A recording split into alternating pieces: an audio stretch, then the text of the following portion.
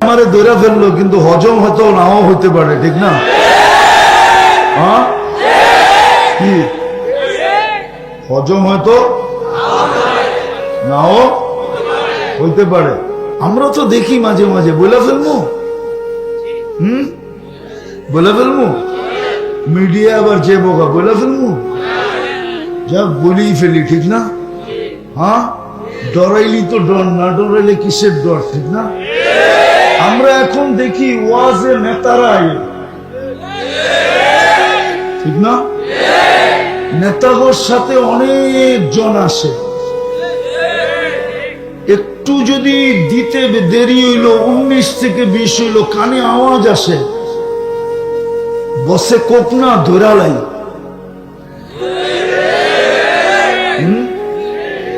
কি অথচ কই ইলেকশন কই ফিলেকশন, এর আগে কিয়ামত হয়ে যায় কিনা এটাও তো সন্দেহ, ঠিক না?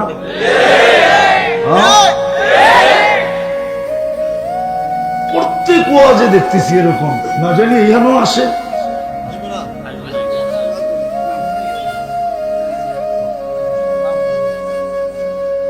আজীব এক ব্যাপার দেখতেছি, বলে বলে কানে আওয়াজ আসে, বসে বলুক না দৈরা ফেলাই, কিন্তু সবাইরে ধরলে যে আবার হজম করতে পারবে না এটাও ভাবে না। হইতে পারে আমারে দৈরা ফেললো, কিন্তু হজম হয়তো নাও হইতে পারে, ঠিক না? কি হজম হয়তো নাও হইতে পারে, বললাম আর কি, বাহাদুরি দেখাইতেছি না। হজম হয়তো পচা কামো শামুকও তো পাও কাটে অনেক সময়, ঠিক না? হইতে পারি পচা শামুক হয়তো পাও এরকম কাটবে যে একদিন দেখা যাবে পাই থাকবে না। তো যেটা বুঝাইতেছিলাম যে লজ্জা তো হইতো, যুবক তোমাদের 24 ঘন্টা যিনি অগণিত নেয়ামত দিতেছে, কিসের থেকে জানি বললাম, 24 ঘন্টা আল্লাহ নেয়ামত দিতেছে, একটু তো লজ্জা হওয়া উচিত ছিল যে আমি আল্লাহর বিরুদ্ধে চলি, তো চলি কি করা? অথচ তুমি নেতার জন্য আমাকে ধরতে চাইতেছ, অথচ তোমারে যে হাটটা ঘাটটা আল্লাহ বানাইলো, চলমান রাখলো, সুস্থ রাখলো, সুঠামত্ব দিল, তোমার ভিতরে আকর্ষণ দিল, আল্লাহর জন্য তো আজ পর্যন্ত কাউরে ধরলাম না। দুনিয়ার সামান্য একটা পদের জন্য তুমি একটা সেলফি তুলবা, একটু তোমাকে একটু নৈকট কাছে টানবে, দুনিয়ার কিছু ফায়দা হবে, ঠিক না? এই তো, এছাড়া আর কিছু নাকি? না কবরে যাবে নেতা, না যে প্রশ্ন উত্তর দিয়ে আসবে, না চিঠি লিখে দিব আমগো লোক। 15 বছর তো এরকমই দেখতেছিলাম বাপভঙ্গি, মনে হয় কবরে কইলেও চলবো। মাঝে মাঝে ভাবতাম যে বইলেই দেই, বইলেই দেই না। 15 বছর তো এরকমই ভাবচাপ ছিল যে ওনাদের চিঠি লেখা দিলে মনে হয় মন কেমনে কিরম মেনা নিত, যে এটা দলীয় লোক, একদম যে মনে বাপ চক্করই তো এরকম ছিল, ঠিক না?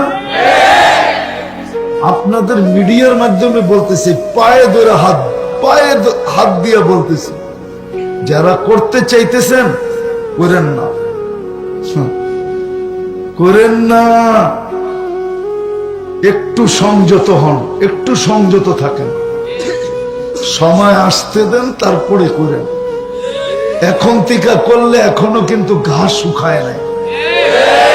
হাজার হাজার ছাত্রের জান যাওয়া আর রক্ত এখনো কিন্তু বাংলার জমিনের এই ঘাস শুকায় নাই। 10 বছরে শুকাইবে কিনা আমি জানি না। ছাত্রদের এই দুরবস্থার ঘা, রক্ত দেওয়া ঘা এই নতুন স্বাধীনতা আপনাদেরকে দেওয়ার ঘা, এটা শুকাইতে অনেক দিন লাগবে।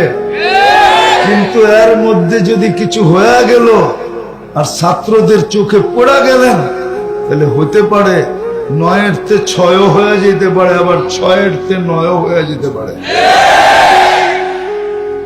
আমি পায়ে হাত দিয়ে বলতেছি, একটু সংযত হন, রাগ হয় না কেউ। আমি আপনাদের হিতাকাঙ্ক্ষী, দুশ্মন মনে করেন না, হিতাকাঙ্ক্ষী মনে করেন। আমরা দেখতেছি তো, দেখতে দেখতে আজকে এটা বলতে বাধ্য হইলাম, নাইলে বাধ্য হতাম না। যে ঘা কিন্তু এখনো বাংলাদেশে শুকায়া যায় নাই, ছাত্রদের দিলের ব্যথা এখনো মুছা যায়, জনতার দিলের ব্যথা এখনো মুছা যায় নাই, মুছা যায় নাই। এরকম ভুল করা ঠিক হয় না। অপেক্ষা করতেছে। হাদিসে আছে জমিন প্রতিদিন বলে, সমুদ্র বলে, ফেরেশতা বলে আল্লাহ অনুমতি দেন না ধ্বংস করে দিই। আল্লাহ বলে ইনকান আবদুকুম বাশানুকুম বি, বান্দা তোমাদের হলে যা যা মনে চায় করো। ইনকানা আবদি, যদি বান্দা আমার হয়, খবরদার যদি চোখ উঠায় দেখলাম, খবরদার যদি চোখ উঠায় দেখলাম। আমি অপেক্ষায় আছি। ইন আতানি লাইলান কাবিলতু, ইন আতানি নাহারান কাবিলতু। রাত্রে ডাকলে আমি বুকে জড়ায় নিব, দিনে ডাকলে আমি বুকে জড়ায় নিব। অমান আযমু মিন্নি জুহদাম ওয়া কারামা, আমার চেয়ে বড় দাতা তো কেউ নেই। কসম খোদা, সবাইকে আল্লাহ থ্রেট দেয়, খবরদার যদি আমার বান্দার দিকে চোখ উঠায় দেয়। আমি অপেক্ষায় আছি। এই জন্য 5 বার ডাকেন, কিচ্ছু বলে না। এই জন্য আমি বলতেছি মসজিদটা ভরা দেন, 5 ওয়াক্ত। মুসলমান সময়ও হাতে নাই, দুরবস্থা আমাদের। এই জন্য আজকে 60টা মুসলিম দেশ, 250 কোটি মুসলমান। 60টা দেশের ভিতরে 4টা দেশ এরকম ধনী যে এদের চেয়ে দুনিয়ার কোনো বড় টাকা নাই নাই নাই নাই নাই। কুয়েতের টাকার উপরে দুনিয়ার কোনো বড় টাকা নাই, বাহরাইনের টাকার উপরে বড় টাকা নাই, ওমানের টাকার উপরে বড় টাকা দুনিয়াতে নাই, ব্রুনাইয়ের টাকার চেয়ে বড় কোনো টাকা দুনিয়াতে নেই। তারপরেও 1 বছর 2 মাস, আজকে 11 দিন অতিবাহিত হইতে চলল, ফিলিস্তিন আর 1.5 লক্ষর উপরে লোক মারা গেল। প্রতিদিন মরতেছে। একদিন এরকম যায় না যে 2-4 ডজন না মরে। কিন্তু 250 কোটি মুসলমান, 60টা দেশ, সবচেয়ে বড় টাকার অধিকারী হওয়া সত্ত্বেও ছোট একটা দেশ ইসরায়েল, মাত্র 30 লক্ষ জনসংখ্যা। একটা ছোট নিন্দা প্রস্তাব পাশ করাইতে পারে না। এই 60 দেশের কর্ণধার ওরা পারে, খালি আমাগর লোভে। প্রত্যেকে পারে, তার দেশে জনগণের লোভে পারে। খালি কেমনে জনগণরে সাইজ করতে হয় এটা শিখছে। আর ওইখানে দুনিয়ার সবচেয়ে পিওর ঘি লয়া যায়, একটা ছোট নিন্দা প্রস্তাব পাশ করাইতে পারে না। উল্টা যত ঘিয়ের ড্রাম আছে সব পায়ে মালিশ করাইছে। বলতে তো মনে চায়। এই দুরবস্থা, এই জন্য আল্লাহর ঘর খালি। 2 বেলা তওবাও করি না। বলবেন আল্লাহর ঘর? হ্যাঁ বলবেন? হায় হায় হায়, 5 থেকে 6টা মুসলিম দেশ মাটির সাথে মিশে গেল। আফগানিস্তান, ইরাক, লিবিয়া, এখন ফিলিস্তিন মিশতেছে, লেবানন মিশতেছে, সিরিয়া মিশতেছে। এটাও লেখা রাখেন দিন তারিখ দিয়া। যদি ফিলিস্তিন মিটা গেল, মাটির সাথে হাইরা গেল, ওর পরের দিন আপনার হাঁটতে 1 সেকেন্ড সময় লাগবে না, আপনি হেরা যাবেন। ইঙ্গিত মনে হয় এখনো পান নাই। ইস্কনের কয়জন রে ধরছে? 18 কোটির গলা চেপে ধরতে চাইতেছে। ওর কাছে একজন মানুষ 18 কোটি কোনো মানুষই না। বিশ্বাস হয় না? না হয় না? নাহলে আপনার পিয়াই সিয়েত বন্ধ করলো কি লেগা? আমার দেশের মানুষও তো আমরাও এরকম। আমাদের দেশের শাসকরাও যদি বলে দিত যে আগে ট্রাকে আইনা খাইতাম, এখন প্লেন দিয়ে আইনা খামো, তোরটা খামোই না, ঠিক না?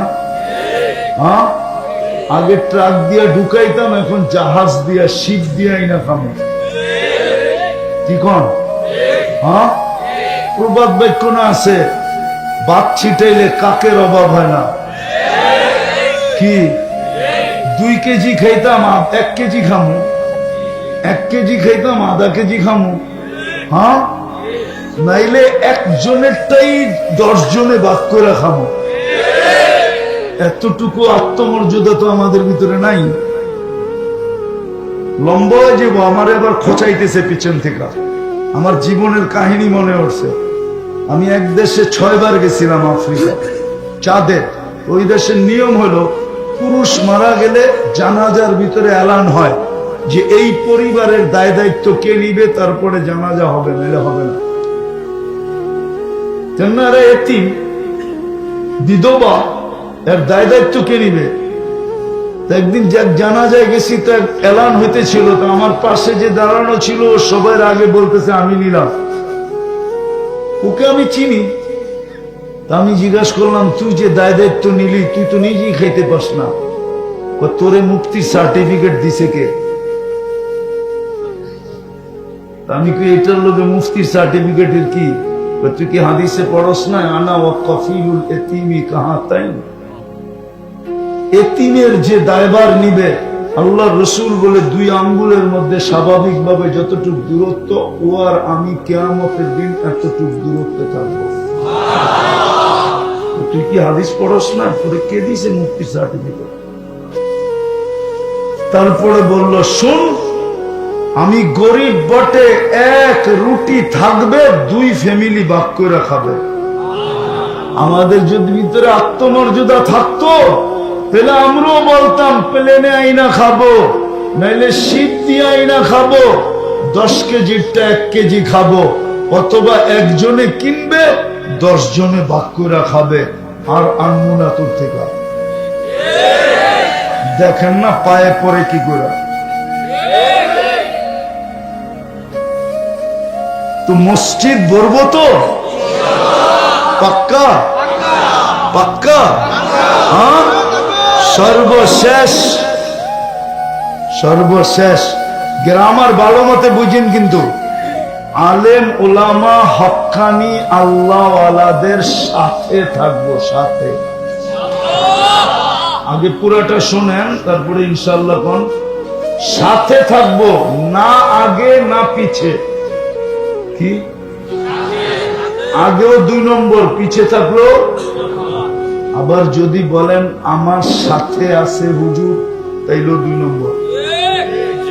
আলেম ওলামা আমার সাথে আছে, এটাও কি? আবার যদি সভাপতি কয় আমি হুজুরই চালাই, তাইলেও কিন্তু সন্দেহ আছে। আমি তো হুজুর চালাই, তাইলেও সন্দেহ। আপনাকে থাকতে হবে আলেম ওলামা আল্লাহওয়ালাদের সাথে, বুঝুন তো? সাথে সাথে থাকবেন, পারবেন? কোরআন এই দিকে ইঙ্গিত দেয়, লাআল্লাকুম তুরহামুন। 1 গাদা পুরস্কার দিয়ে আল্লাহ আজকে আমাদেরকে উঠাবে, কিন্তু শর্ত 2টা। কিন্তু পরিপূর্ণ মনোযোগ দিয়ে শোনা, আর পরিবেশটাকে বিলকুল আওয়াজহীন নির্জুম রাখা। কিন্তু এটাও সত্য, শয়তান মনে হয় এটা মাইনা নিতে পারবে না। কেননা শয়তান যদি মেনা নেয় আর আমরা যদি পুরস্কার পাই তো ওর সমস্ত পরিশ্রম মাটিতে মিশা যাবে। কেননা ওর তো অঙ্গীকারই ছিল আল্লাহর সাথে যে লা উগরিয়ান্না ইবাদাকা আজমাইন। আর এটার কারণও ছিল এত বড় চ্যালেঞ্জ আল্লাহর সামনে দেওয়ার যে একটাকেও জান্নাতে যেতে দিব না। আর এটার একটা কারণও ছিল আমাদের অস্তিত্ব যদি না হইতো তাহলে শয়তানের 1,85,000 বৎসরের ইবাদত কোনোদিন মাটিতে মিশত না। ও যেদিন বিতাড়িত হয় ওই দিন ওর হাতে 1,85,000 বৎসরের ইবাদত ছিল। 60টা বড় বড় উপাধি ছিল। 60টা কয়টা? প্রত্যেক আকাশে ওকে বিশেষ নামে ডাকা হতো। প্রথম আকাশে আবেদ, তারপরেরটায় জাহেদ, তারপরেরটায় আরেফ, তারপরেরটায় তকি, তারপরেরটায় ওলি, তারপরেরটায় খাজেন। সপ্তম আকাশে ডাকা হতো আজাজিল। আর আরশে লেখা ছিল ইবলিস। আমাদের কারণেই যখন ওর সব দুলিশাত, তোর তো চ্যালেঞ্জ করাই চাই যে একটাকেও জান্নাতে যেতে দিব না। বিদায় আজকে কিন্তু ও আমাদেরকে পুরস্কার নিয়ে উঠতে দিবে না। এই জন্য মনোযোগ যতটুক দরকার হয়তো হইউল্লার কারণে অতটুক হবে না। এই জন্য আজকে কিন্তু আমরা জিতবো, শয়তানকে জিতাবো না। কি আপনি জিতবেন না শয়তান জিতবে? তাহলে কিন্তু দুটা আদেশ মানতে হবে। একটা হলো পরিবেশটাকে নির্জুম রাখো, আনসিতু। আর একটা হলো পরিপূর্ণ মনোযোগ দিয়ে শোনা। তাইলেই কিন্তু পুরস্কার মিলবে। দুই একটা পুরস্কার দেখায়ও দেই হাদিস থেকে। প্রথম পুরস্কার যেটা মিলবে এটা হলো ইরজিউ মাগফুরান লাক, যাও তোমাদের গুনাহ মাফ। দ্বিতীয় পুরস্কার যেটা মিলবে বুদ্দিলা সাইয়্যাতিকুম হাসানাত, গুনার জায়গাগুলা নেকি দ্বারা পরিপূর্ণ হবে।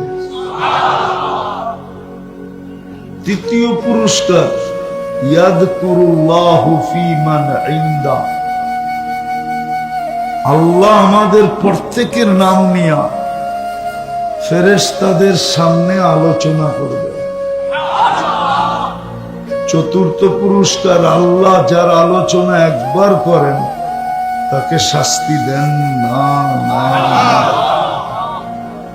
বাকি আরো অনেক আছে, 4টা দিয়ে শেষ করলাম। এই জন্য যেন কোনো আওয়াজ না হয়। কেউ আওয়াজ করলে আমি বুঝবো যে হয়তো বড় হুজুর ওর কাঁধে চুরি চলে আসছে, মনে হয় বোঝেন না। এই জন্য আওয়াজও না, বিলকুল মনোযোগ দিয়া, তাইলে কাজে দিবে। কিন্তু নাইলে সময় পার হয়ে যাবে, আমার কথা একটু বুঝে আসবে না। যা হোক, কথা বলার ভঙ্গিও বলতে পারেন বা প্রশ্ন বলতে পারেন। আমাদের চিন্তা করা উচিত।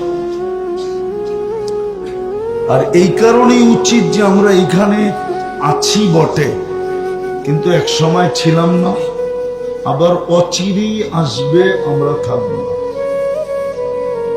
যার কাছ থেকে আসছি তার কাছেই চলে যাব। আর যদি নিজেকে গুছায়া না নিয়ে যেতে পারলাম, প্রস্তুতি নিয়ে না যেতে পারলাম, প্রস্তুতি নিতে পারলাম না, প্রস্তুতিহীন যদি চলে গেলাম, তাইলে কিন্তু লাতুসআলুন্না আনিন নাঈম, প্রত্যেকটা নেয়ামতের হিসাব দিতে হবে। চাই সেটা ক্ষুদ্র হোক, জাররা সমান হোক, জাররা সমান। ওয়া মান ইয়া'মাল মিসকালা যাররা খাইরান ইয়ারা ওয়া শাররান ইয়ারা। যারও হিসাব দিতে হবে, আর হিসাব স্বয়ং আল্লাহ নিবে, অন্য কেউ না। আবার মিলায়া দিবে না আল্লাহ, আমাকেই মিলায়া দিতে হবে। কাফা বিনফসিকা লিয়াউমা আলাইকা হাসিবা। আল্লাহ বলে ম্যানেজারকে ডাকতে দিব না, তোমারটা তোমাকে মিলিয়ে দিতে হবে। আর আপনি ম্যানেজারকে পাবেন কোথায়? ম্যানেজারই তো ব্যস্ত থাকবে নিজেকে নিয়ে, আপনাকে সময় কোত্থেকে দিবে? কোরআন তো এটাই বলে, লিকুল্লি ইমরিইন মিনহুম শা'নুন ইউগনি। প্রত্যেক ব্যক্তি নিজেকে নিয়ে ব্যস্ত থাকবে। আপনি কোত্থেকে ম্যানেজার খুঁজে পাবেন? হাদিস তো এটা বলে যে প্রত্যেক নবী পর্যন্ত নফসি নফসি বলতে থাকবে, একজন ছাড়া। তো আপনি পীরে খুঁজে কই পেবেন? পীর সাহেবরে খুঁজা পাইবেন? পাইবেন নাকি? হ্যাঁ হ্যাঁ, যারে মানতে যায় জান দিতেছেন ওনারে খুঁজা কই পাইবেন? আচ্ছা না, এখন একটু আগেই তো শুনতেছিলাম হুজুর খুব কইতেছিল, ঠিক না? কি বলেন? এক ব্যক্তির পিছে দৌড়াইতেছেন জান্নাত পাওয়ার জন্য, ওনারে কিয়ামতের দিন কই খুঁজে পাইবেন? উনি তো ওনারে লই পেরেশান থাকবো, আপনারা সময় দিব কোত্থেকে? যাক, কারো আলোচনা করা আমার উদ্দেশ্য না, আমার উদ্দেশ্য হলো বুঝানো। বোঝেন, কাজে দিবেন। আল্লাহ বিবেকের বিবেক দিছে, এটা পর্দা খোলেন, নাইলে বড় বিপদে পড়বেন। তো যেটা বলতেছিলাম, নিজের হিসাব নিজের মিলায়া দিতে হবে। ওই দিন মুরিদ পীরকে খুঁজা পাবে না, পীর মুরিদরে খুঁজা বের করবে না। সত্য এটাই, সত্য এটাই। নিজের হিসাব নিজের মিলাইয়া দিতে হবে।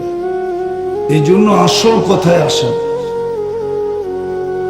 ডেলি আল্লাহর নেয়ামত কতটুকু ভোগ করি বলেন তো? কতটুকু ভোগ করি? অসংখ্য। হ্যাঁ বলেন, সংখ্যা গয়না বলেন যে কতবার আল্লাহ বলি। এখানে কেউ আছে 200 বার আল্লাহ বলে? আপনি স্বীকার করতেছেন আল্লাহর নেয়ামত নিতেছি, ডেলি ভোগ করতেছি কতটি? অসংখ্য। যুবক, একটু ভাবো, তুমি আল্লাহর নেয়ামত ডেলি ভোগ করো কতটি? ডেলি আল্লাহ বলো কয়বার? কালকে প্রশ্ন উত্তর কি খুব, প্রশ্নের উত্তর দিব কি করে? হিসাব মিলাবো কি করে? হিসাব কি করে মিলাবো? মিলায় তো দিতে হবে, মিলানো ছাড়া তো কাউকে ছাড়বে না। হ্যাঁ, গুছায় যদি নিয়ে গেল তাইলে হয়তো হোক, কিতাবে আছে এটা, বিছায় গুছায় যদি নিয়ে গেল তাহলে 2 মিনিটে হিসাব কমপ্লিট। আল্লাহ রসুল বলছে ফজরের 2 রাকাত সুন্নত পড়তে যতক্ষণ লাগে হিসাব দিতে এতক্ষণ লাগে। এই জন্য আল্লাহ রসুল বলছেন ফজরের সুন্নত ছোট ছোট সূরা দিয়া পড়ো, কুল ইয়া আইয়ুহাল কাফিরুন আর কুল হুয়াল্লাহ দিয়া পড়ো, যেন তাড়াতাড়ি পড়া হয়। আর আল্লাহ রসুলও তাড়াতাড়ি পড়তেন। এতটুক সময় লাগবে যদি গুছায় নিয়ে যেতে পারে। আর যদি গুছায় না নিয়ে গেল তো কোরআন বলে 50,000 সানা মিম্মা তাউদ্দুন, 50,000 বৎসরও লাগতে পারে। আপনি যদি বলেন 50,000 বৎসর, 60 বৎসরের হিসাব দিতে 50,000 কেন লাগবে? 60 বৎসরের হিসাব দিতে 50,000 বৎসর কেন লাগবে? তাহলে আমি মিলাইয়া দিতেছি, ডেলি শ্বাস নেন 1,60,000 বার, মাসে কত টাইম, বৎসরে কত নিলেন, 60 বৎসরে কত নিলেন, প্রতিদিন কতবার আল্লাহ বললেন। নেয়ামতের বিপরীতে আপনি কি করলেন আল্লাহর জন্য বলেন? কি করলেন? কি করলাম আল্লাহর জন্য একটু ভাবেন। 60 শ্বাসেই তো নেই ডেলি 1,60,000 বার। এটা কি নেয়ামত না? আরেক দিক দিয়ে দেখাই নেয়ামত কিনা। যদি আল্লাহ 1 পয়সা বিল ধরতেন তাহলে ডেলি 1600 টাকা দিতে হইতো। আপনি যে 1600 টাকা ডেলি দেন না, এটা কি নেয়ামত না? এটা কি দয়া না? এটা কি মায়া না? সত্য তো, প্রমাণ হলো তো।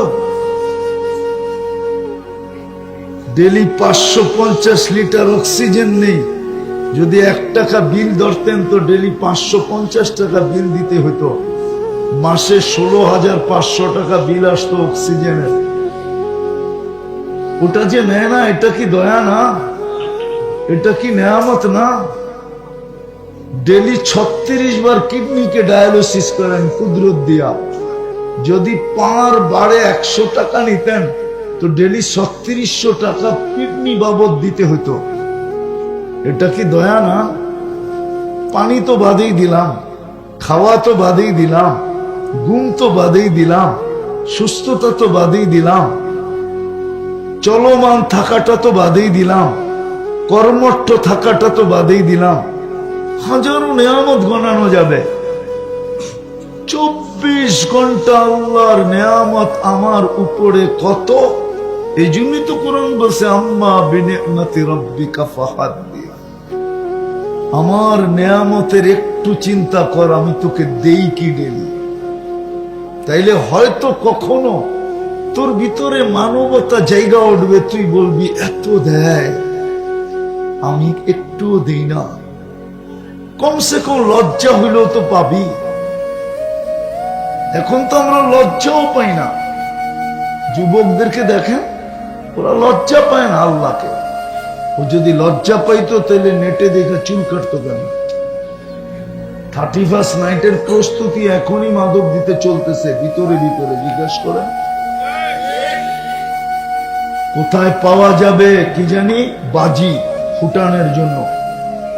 এখনই ভিতরে ভিতরে কালেকশন চলতেছে। জিজ্ঞেস করেন যুবকদেরকে, কে কোন ছাদে দাঁড়াবে, কে কোন জায়গায় দাঁড়াবে, কে কোন জায়গায় ফুটাবে।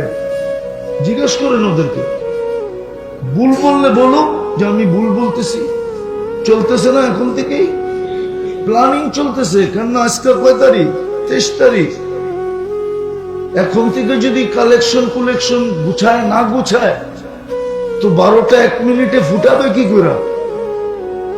একটা প্রস্তুতি আছে না। ও যদি ভাবতো তাহলে একটু হলেও লজ্জা হইতো যে আল্লাহ 24 ঘন্টা আমাকে অগণিত নেয়ামত দিতেছে, আমি উনার বিরুদ্ধে যাই তো যাই কি করা।